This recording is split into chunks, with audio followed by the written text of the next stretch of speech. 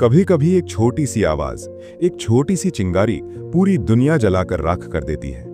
ये कहानी है एक ऐसे इंसान की जो बचपन से ही दुनिया को अलग तरीके से देखने लगा था। नाम था स्टीव जॉब्स।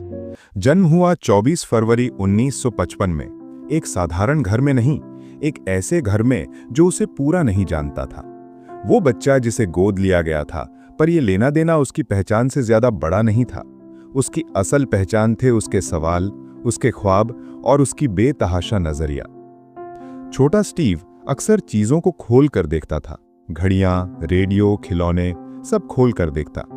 उसकी माँ और पिता उसे कहते, बच्चा है क्यों खराब करता है। पर स्टीव को लगती थी हर चीज के अंदर एक कहानी है, और अगर तुम सही तरह देखो तो हर चीज कुछ कहती है। स्कूल में वो अलग था, बच्चा जो नियम नहीं मानता, जो बस चीजों को नया मतलब देता है। उसकी क्यूरियोसिटी इतनी तेज थी कि लोग उसे कभी कभी अजीब समझते थे, पर इसी क्यूरियोसिटी ने उसे बनाया असामान्य। एक सीन सोचो, एक छोटा लड़का कमरे में बैठा है, घड़ी के छोटे छोटे गियर्स हाथ में, आंखों में चमक और मन में एक निशान, मैं चीजों को सुंदर बनाऊंगा। जब वो बड़ा हुआ, उसने देखा कि मशीन सिर्फ काम कराती है पर दिल से नहीं बोलती। उसके मन में उठी एक आवाज, इनमें आत्मा डालो।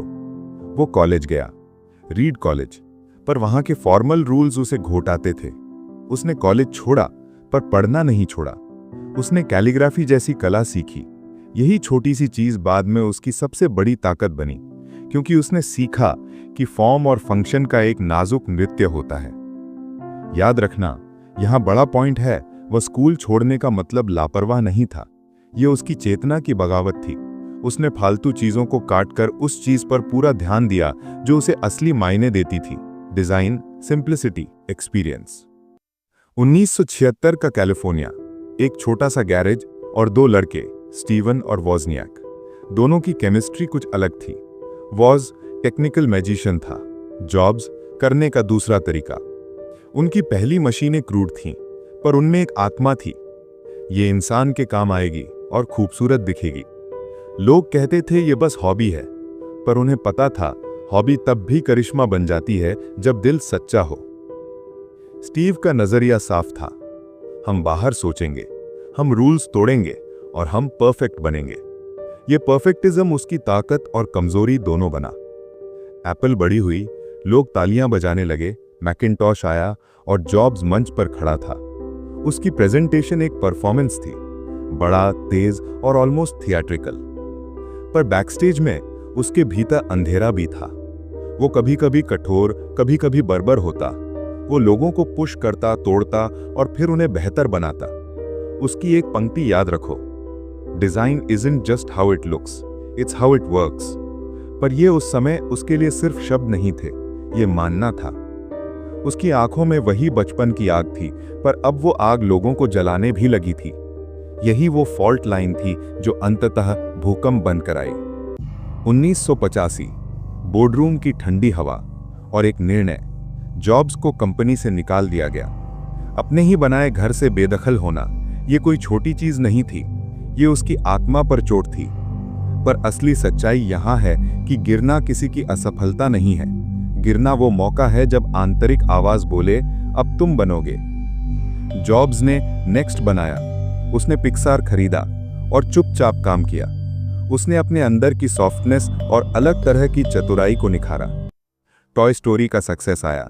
पिक्सार ने साबित किया कि इमेजिनेशन की कोई सीमा नहीं होती, और दुनिया को भी एहसास हुआ कि जॉब्स एक विजनरी था, भले ही उसने असफलता देखी हो। 1997 में एप्पल ने नेक्स्ट खरीदा और जॉब्स वापस आए, पर फर्क था, जो आग पहले अनकंट्रोल्ड थी अब फोकस्ड थी। उसने सीखा था टीम बनाना, सुनना और परफेक्शन के साथ इंसानियत भी रखना। ये वो पल है जब हीरो अपनी नई ताकत के साथ वापस आता है, और वो ताकत थी refined obsession. iMac, iPod, iPhone, हर एक रिलीज एक छोटी क्रांति थी। पर यहाँ असली बात यह है कि जॉब्स ने टेक्नोलॉजी को ह्यूमन बना दिया। उसने गैजेट नहीं बनाए, एक्सपीरियंस दिए। उसने सिखाया कि छोटे छोटे decisions, curve of a corner, weight of a click, सब मैटर करते हैं।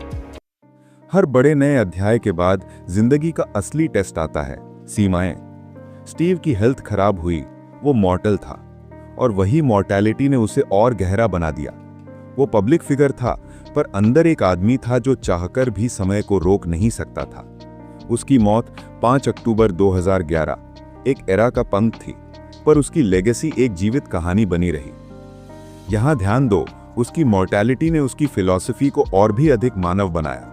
उसने हमें सिखाया कि अर्जेंसी किस तरह से क्रिएटिव फ्यूल बन सकती है। तो क्या सीखा हमने? बस इतना नहीं कि वो जीनियस था, बल्कि ये कि उसका लेंस सादा, खुरदुरा परंतु बेदेह। उसने चीजों को देखने का तरीका बदला। छोटी छोटी आदतें, चीजों को खोलकर देखने की आदत, छोटी छोटी क्यूरियोसिटीज, कैलीग्राफी का इश्क और असफलता का समाना, यही बनाती है एक हीरो को। अगर तुम्हें कभी लगे कि तुम अलग हो, कि तुम्हारा तरीका अजीब है, समझ लो शायद तुम वही हो जो दुनिया बदल सकता है। स्टीव ने हमें दिखाया कि असली शक्ति ऑब्सेशन में नहीं, बल्कि ऑब्सेशन को संवारे जाने में है। अगर तुम चाहो तो अपनी क्यूरियोसिटी को मत दबाओ, छोटे छोटे क्राफ्ट्स को महत्व दो, और जब गिरना स्वीकार करो, पर उसकी राख से अपनी नेक्स्ट फॉर्म तैयार करो।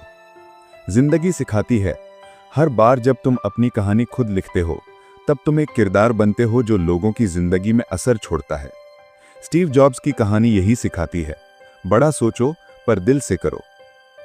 ये थी कहानी स्टीव जॉब्स की, एक हीरो की जिसकी कमी नहीं, जिसकी खामियां भी प्रेरणा है। अगर ये कहानी तुम्हें छू गई हो तो चैनल को सब्सक्राइब करो और लाइक करो, ताकि और ऐसे हीरोज की कहानियां तुम तक पहुंचे। Stay curious, stay relentless, stay hungry, stay foolish.